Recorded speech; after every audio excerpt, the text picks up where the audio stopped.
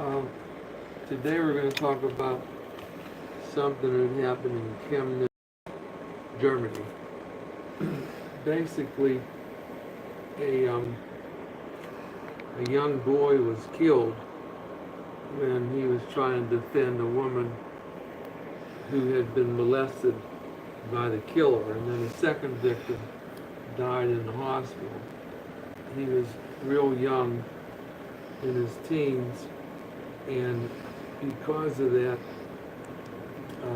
people started protesting and marching in the city, as you can see by the picture, to where they immediately had like 800 people marching.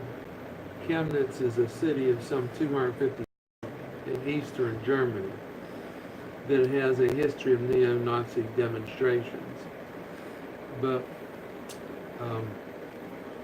these people started marching in such big crowds, and the police just said, "Forget it." They walked away because they were only 10% against these people marching, and then finally people were coming to the police, telling them they need some help, and the police wouldn't even answer them. So they quit coming to them, and they went into their rooms and their homes, and they stayed there. But the way supposedly all this started was that the head of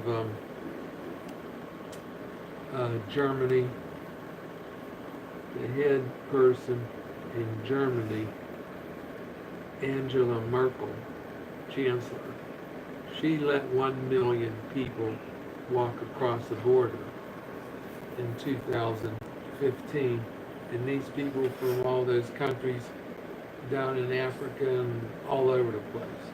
So they all came into Germany. She opened up the gates, and since then they've had supposedly a lot of trouble. Well, the people that lived there, Chemnitz, start with, naturally they don't like them. They don't like none of them, and it's been causing trouble. It's been causing a lot of trouble there. And also in Chemnitz, there are also a lot of neo-Nazis. And when they march or have these stand-ins, whatever you want to call them, there are always people with neo-Nazi signs, because they were right there, during the war, and after the war, thousands people started marching constantly because they converted this Chemnitz to communism. So there were communists there, and then the marches kept going. And everybody marched, even the mayor there, Mayor Ludwig. She said she marched in 1989. Said, "We marched for law and order, for democracy, for freedom of speech," she said. And they tried to undermine all of these, but now this thing started with these big time marches now because the murder of a young man. And this Chemnitz was really doing good in the 19th century, but they were badly damaged in World War II.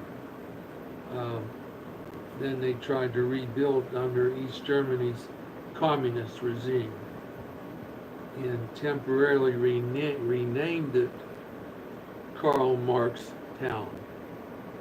They put a new name on